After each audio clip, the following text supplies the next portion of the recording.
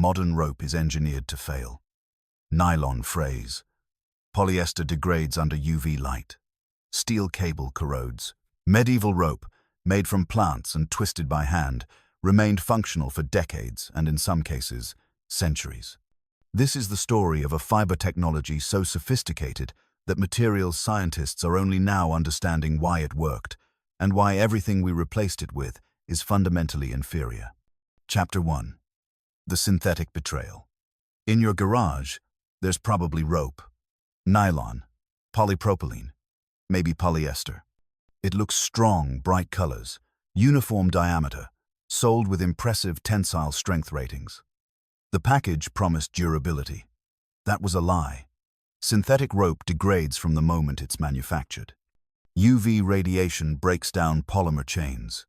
Moisture creates hydrolysis reactions. Friction generates heat that weakens fiber bonds. The rope that held 500 kilograms when new might fail at 200 kilograms after 2 years of outdoor exposure. The manufacturers know this. It's why they print date codes on rope packaging, not for quality control, but for liability protection. When your rope fails and someone gets injured, the company's lawyers will argue you should have replaced it, according to the unstated replacement schedule you never knew existed. In 2016, a climbing team in Yosemite used 3-year-old nylon rope, stored indoors, inspected regularly, showing no visible damage. The rope was rated for 2,400 kilograms. It failed at 890 kilograms, dropping a climber 12 meters onto a ledge. He survived with severe injuries. Laboratory analysis revealed the rope's core fibers had degraded through a process called polymer creep, molecular chains slowly slipping past each other under constant tension, weakening the structure invisibly. Meanwhile, in the Maritime Museum of Barcelona, a chapter of hemp rope salvaged from a 15th-century Catalonian merchant ship remains on display. In 2011, materials engineers from the Polytechnic University of Catalonia received permission to test a small sample. The rope, over 500 years old, still held 40% of its original strength. Synthetic rope loses 50% of its strength in 3 to 5 years. Hemp rope lost 60% in 5 centuries. The math is uncomfortable for the rope industry. Chapter 2. The Field, Where Strength Grows. Hemp, flax, nettle, rami. Plants that medieval rope makers cultivated specifically for fiber production. Walk through a hemp field at harvest time, and the smell hits you first earthy, slightly sweet, mixed with the sharper scent of broken plant stems. The stalks stand 3 to 4 meters tall, straight and fibrous, packed so densely you can barely walk between rows. This density is intentional. Crowded hemp grows tall and straight, reaching for sunlight, minimizing side branches. The result is long, unbranched stem. Chapters exactly what rope makers need. After harvest, the stalks undergo retting, laying them in fields or submerging them in water, letting bacterial action break down the pectin-binding fibers to the woody core. The smell of retting is unmistakable. Decomposition, fermentation, organic decay. It takes 10 to 14 days. Rush it, and fibers tear during extraction. Wait too long, and bacteria damage the fibers themselves.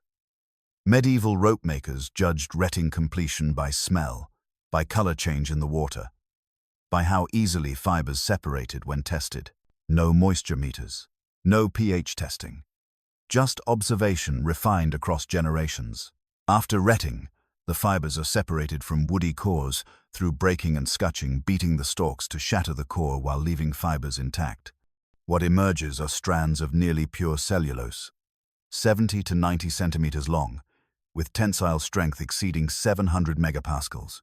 For comparison, structural steel is 400 to 500 megapascals. Individual hemp fibers are stronger than steel by weight.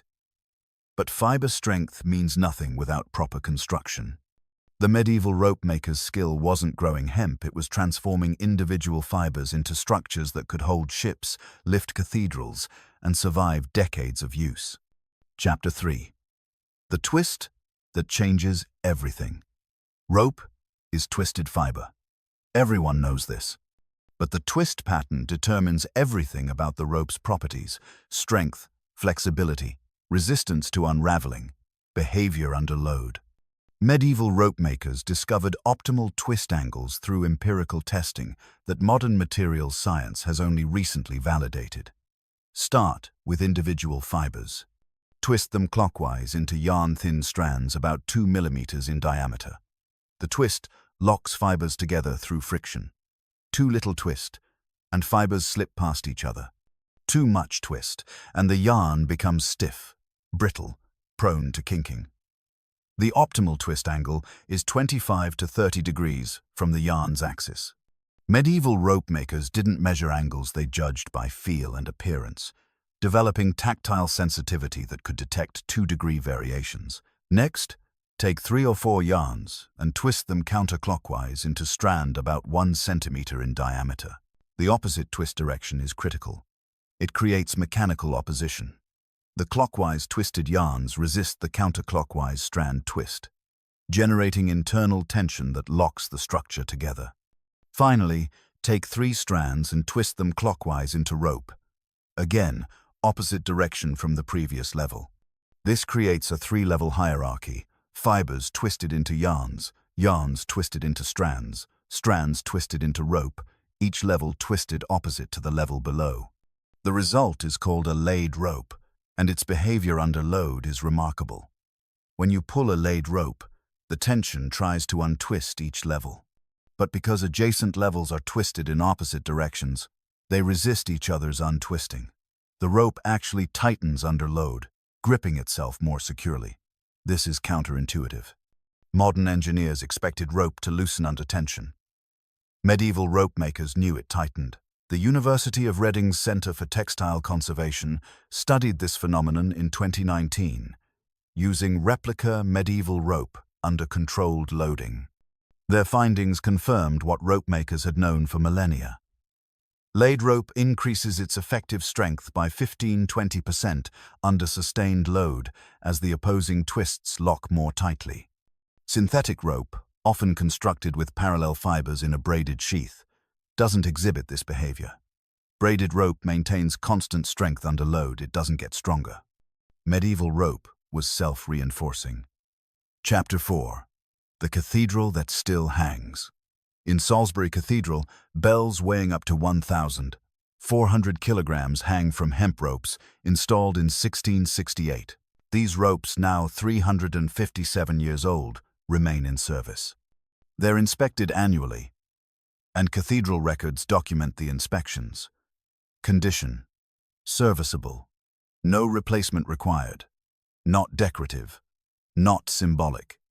Actually holding over a ton of bronze suspended 40 meters above the floor, rung regularly for services. Modern synthetic rope for bell-hanging applications requires replacement every 15 to 25 years. The Salisbury hemp ropes have outlasted 14 generations of synthetic replacements they never needed. What makes this possible? The answer lies in hemp's cellular structure. Each fiber is composed of cellulose microfibrils, long-chain polymers spiraling around the fiber's axis at approximately 10-degree angles. These microfibrils are embedded in a matrix of hemicellulose and lignin, creating a natural composite material.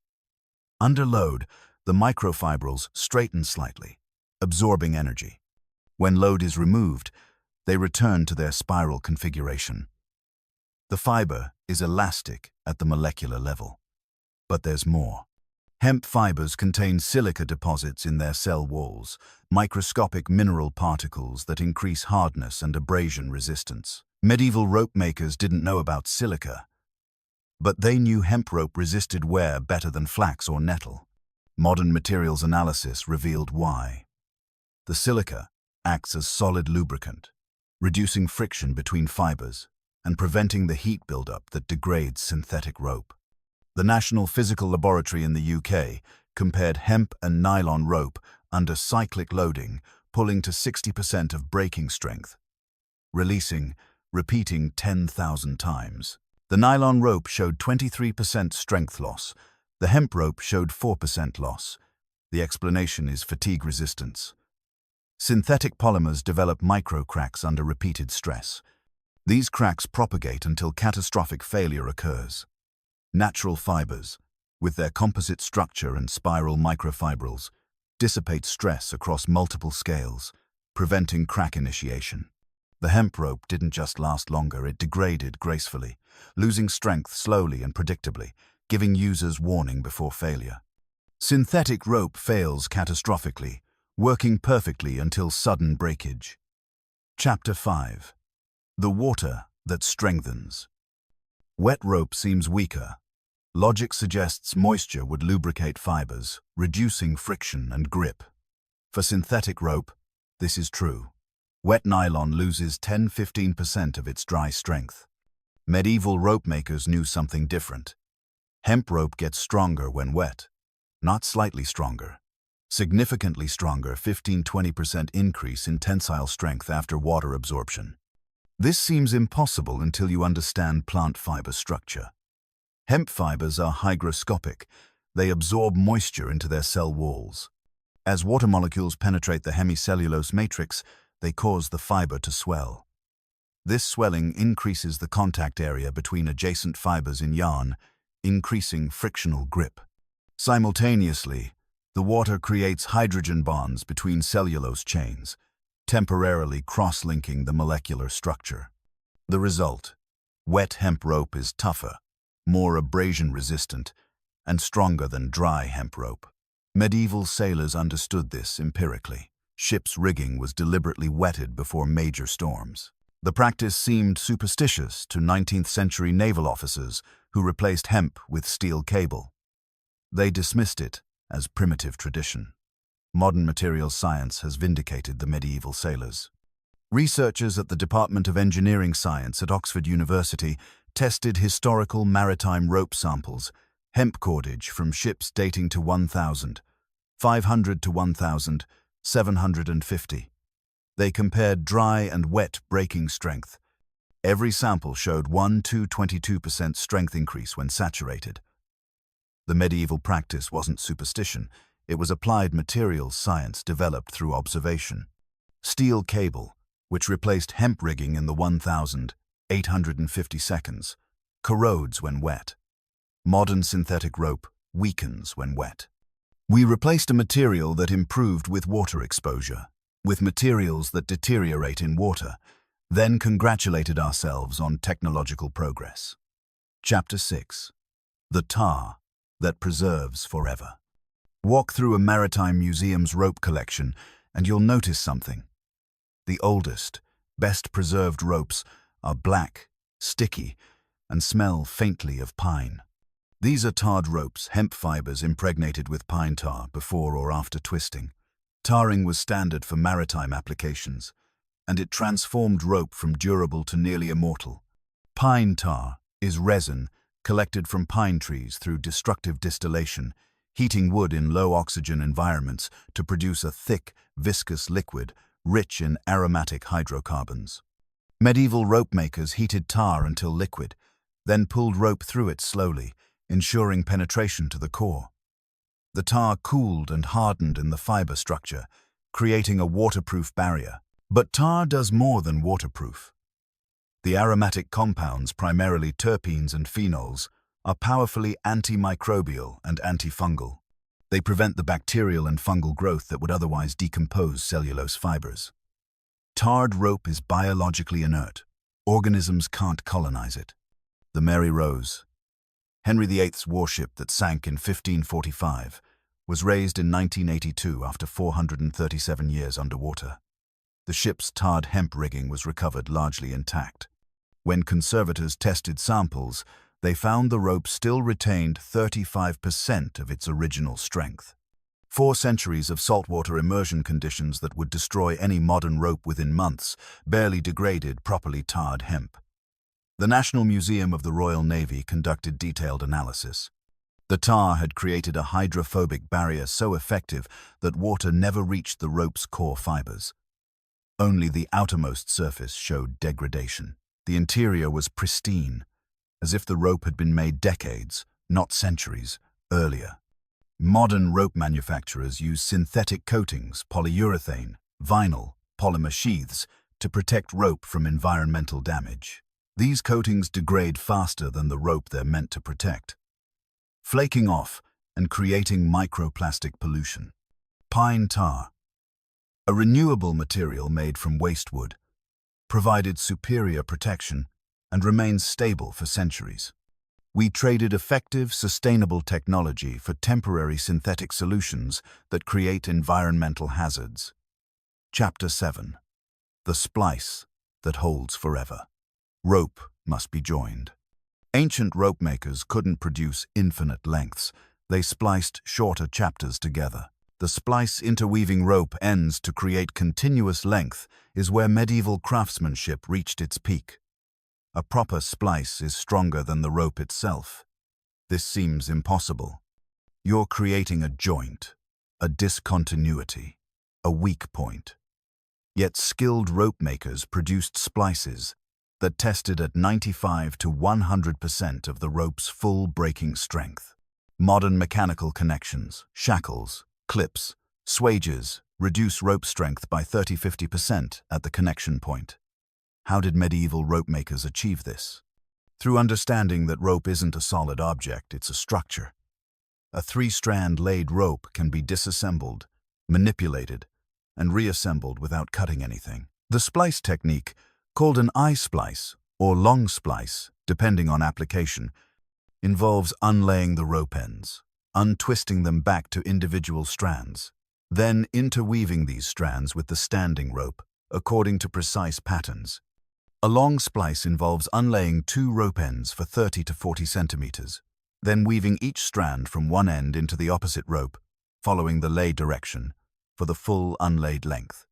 Done correctly, the splice has the same diameter as the rope, with strength equal to the rope because the load is distributed across dozens of interwoven points. No single point carries the full load. Modern rope splicing is a specialized skill marine riggers train for years to master it. Medieval sailors learned it as basic competency. Children on fishing boats could splice rope by age 10. The technique was culturally embedded knowledge, passed through demonstration and practice. When synthetic rope replaced natural fiber, splicing became difficult or impossible. Nylon and polyester are too slippery, splices slip under load. So modern rope uses mechanical connectors, creating permanent weak points. We traded distributed load joints for point load failures and called it improvement.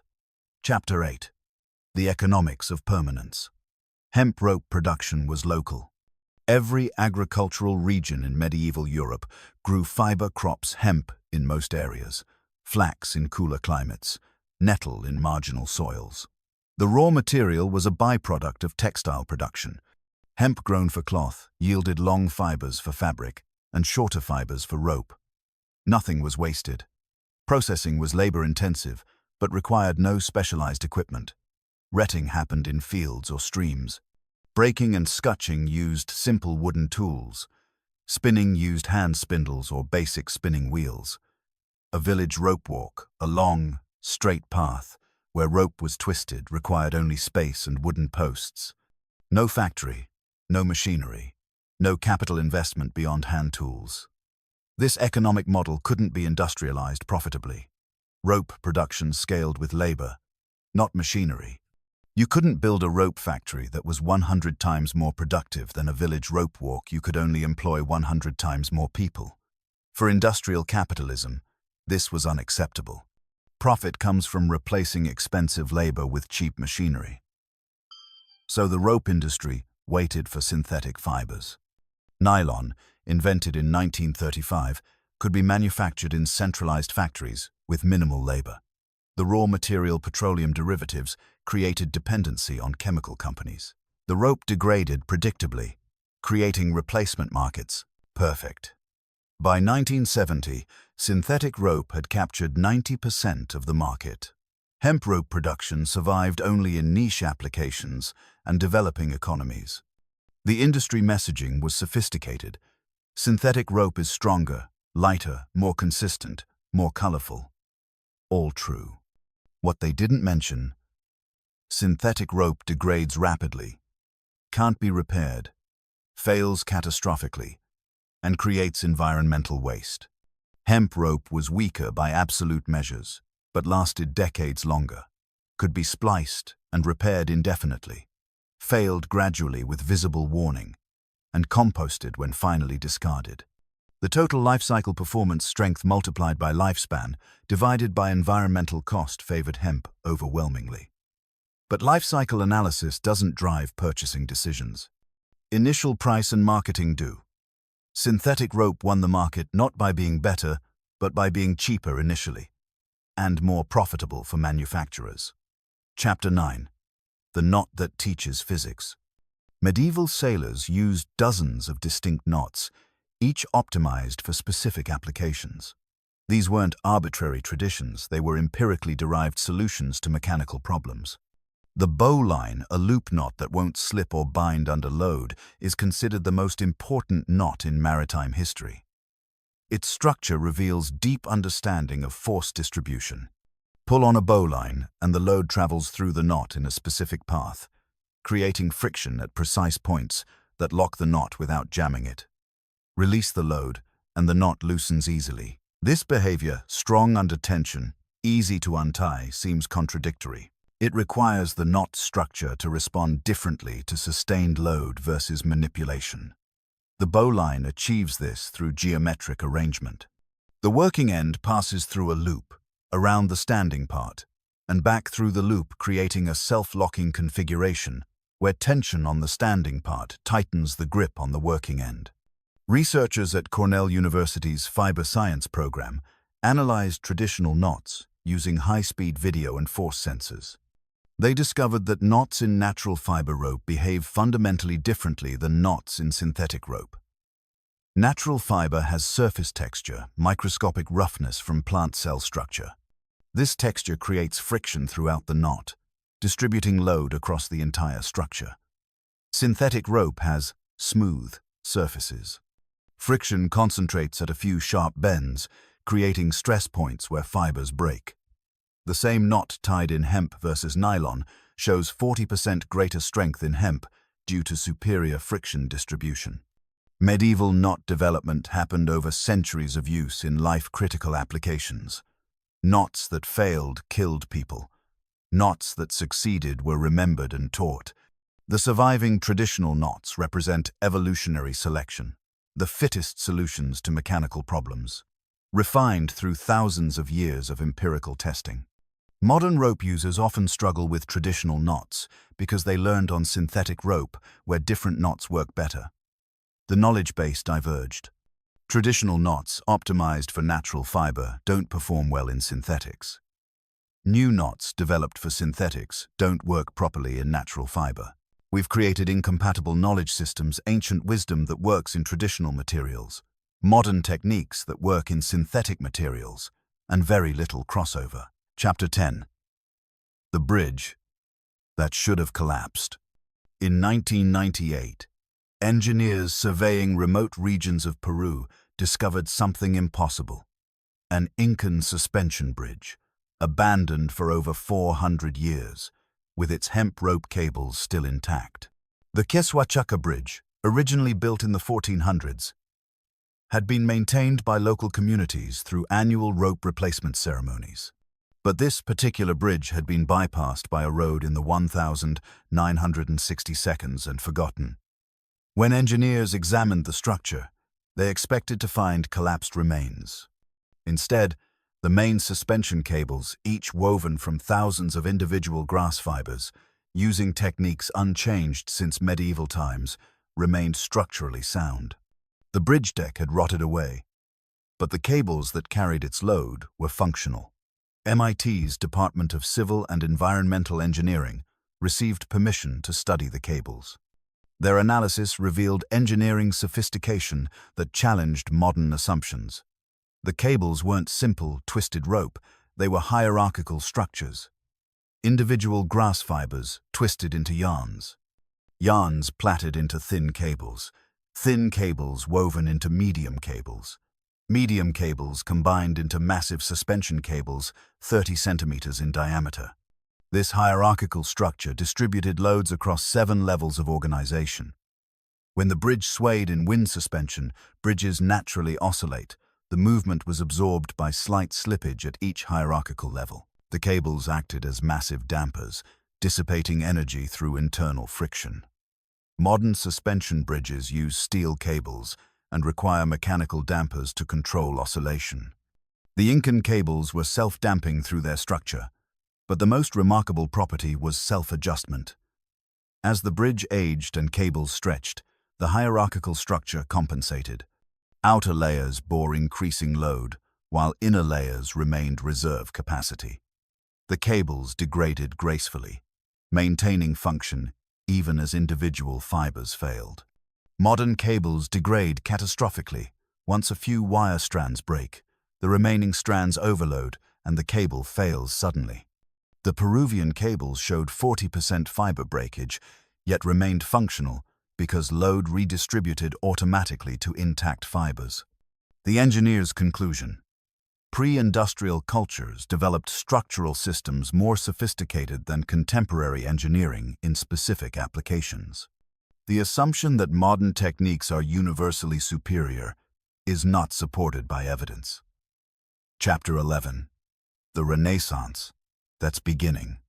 In 2019, a climbing equipment company called Edelweiss partnered with French agricultural researchers to develop modern climbing rope from hemp. The project seemed quixotic. Synthetic rope had dominated climbing for 70 years. Why go backward? The answer: environmental cost. A typical climbing rope uses 300 meters of nylon fiber. Manufacturing that nylon generates approximately 60 kilograms of CO2 and requires petroleum feedstock. The rope lasts 3 to 5 years before degradation requires retirement. It then becomes non-recyclable waste, persisting in landfills for centuries. Hemp rope production generates 10 kilograms of CO2. The hemp plant absorbs more carbon while growing than rope production releases. Hemp grows in 6 months from seed to harvest. At end of life, the rope composts in 2 to 3 months. The environmental advantage is overwhelming. But would it perform? The research team used modern rope construction techniques, kern mantle design with a hemp core and hemp sheath combined with traditional materials. They treated the fibers with non-toxic coatings to improve water resistance and UV stability. The resulting rope underwent standard climbing industry testing: drop tests, abrasion tests, UV aging, waterfall freezing, extreme temperature exposure. The hemp rope matched or exceeded nylon performance in every test except elasticity.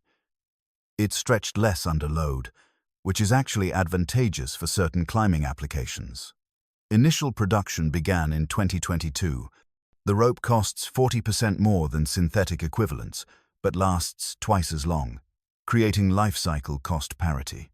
Professional climbing guides are adopting it rapidly. They've noticed the superior handling characteristics and lower environmental guilt. This is happening across industries. Arborists are returning to natural fiber rope for tree work.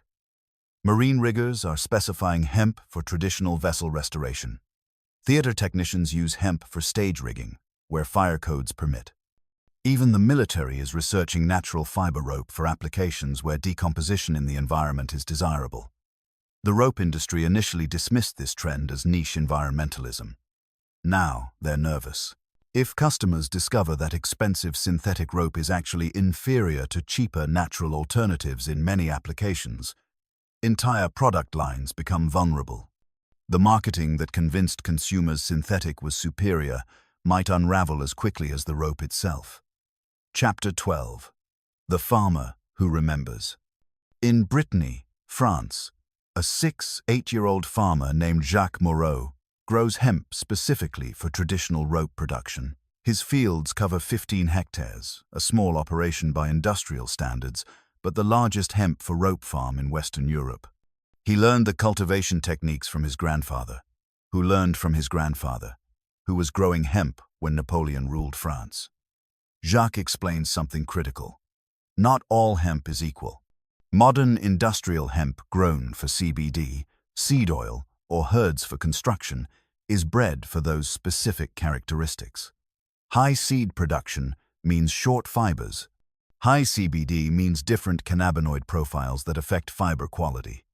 Traditional rope hemp is a distinct cultivar, selected over centuries for fiber length, strength, and processing characteristics. These genetics are endangered. Most hemp breeding in the past 50 years focused on industrial applications or marijuana potency. Fiber quality was ignored. Jacques maintains heirloom varieties with names like Piedmont, Carmagnola, and Fedora, each with specific properties discovered through generations of use.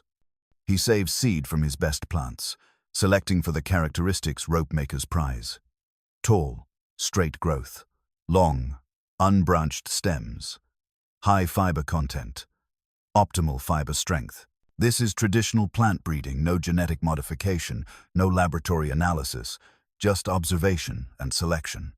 The same process that created modern corn from wild teosinte, except focused on fiber rather than grain. His harvest process is entirely traditional. Hand cutting with sickles machines damage fibers. Field retting for 12 days he monitors daily, checking when dew falls and morning sun rises, adjusting based on weather patterns, breaking and scutching using wooden tools his grandfather built. The resulting fiber is extraordinary. Materials testing labs that analyze Jacques' hemp consistently measure tensile strength 15–20% higher than industrial hemp fiber. The difference is genetics and handling. Industrial processing optimizes for speed and cost. Jacques optimizes for quality. He sells his fiber to the last remaining traditional rope walk in France, a 200-meter wooden structure where rope is still twisted by hand, using techniques unchanged since medieval times. The rope produced there costs 10 times more than industrial synthetic rope. It also lasts 10 times longer. His customers are sailboat restorers, historical societies, theatrical riggers, and a growing number of individuals who've discovered that the most advanced rope technology isn't made in factories. It's grown in fields and twisted by hands that remember what rope should be. Chapter 13. The chemistry they didn't understand. Medieval rope makers knew nothing about cellulose polymerization, hydrogen bonding, or molecular structure. Yet, they manipulated these phenomena with precision that chemists now struggle to replicate. Consider fiber preparation. After retting, medieval processors washed fibers in lye alkaline solution made from wood ash and water. Modern researchers dismissed this as cleaning, removing dirt and residual pectin. Chemical analysis revealed more. The alkaline treatment partially hydrolyzes hemicellulose, a branched polymer that connects cellulose microfibrils. This hydrolysis doesn't remove hemicellulose but modifies its structure, making it more flexible. The result: fibers that bend more easily during twisting without breaking, allowing tighter twist angles and stronger rope. The lye treatment also affects fiber surface chemistry. Alkaline conditions remove waxes and lipids from fiber surfaces, increasing surface energy.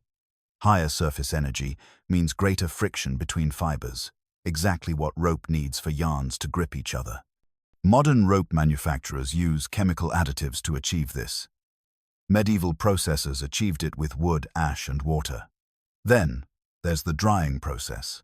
Historical sources specify that rope should be dried slowly in shade, never in direct sun. Modern chemists understand why. Rapid drying causes cellulose chains to crystallize in random orientations, creating brittle structure. Slow drying allows chains to align gradually, creating tougher, more flexible material. Medieval rope makers discovered optimal drying rates through trial and error. Noticing that sun-dried rope broke more easily than shade-dried rope, they encoded this as tradition. Dry rope like you cure meat slowly, in moving air, away from sun. The tradition preserved chemically optimal practice without anyone understanding the molecular mechanisms. This is common in traditional crafts. Practices that seem ritualistic or superstitious often encode sophisticated technical knowledge developed through empirical observation. Modern science can explain why these practices work, but medieval craftsmen discovered what worked through experimentation across generations. Chapter 14. The test that proved superiority. In 2021, the International Rope Access Trade Association conducted controversial testing, comparing modern certified synthetic rope with replica medieval hemp rope across multiple failure modes. The organization was responding to incidents where expensive, certified climbing rope failed unexpectedly while meeting all safety standards. They wanted to understand why. The test protocol was comprehensive: tensile strength, cyclic loading, abrasion resistance, UV degradation, chemical resistance, knotted strength, wet strength, and most importantly, predictable failure behavior. Tensile strength. Synthetic rope won easily, breaking at 3,200 kilograms versus hemp's 2,400 kilograms for equivalent diameter. Score: synthetic 1, hemp 0, cyclic loading, 10,000 load cycles to 60% of breaking strength. Synthetic lost 31% strength, hemp lost 6%. Score: synthetic 1, hemp 1, abrasion, rope pulled across rough edge 500 times.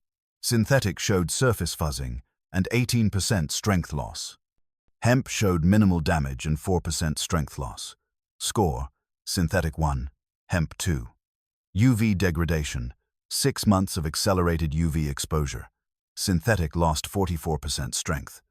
Hemp lost 12%. Score: synthetic 1, hemp 3.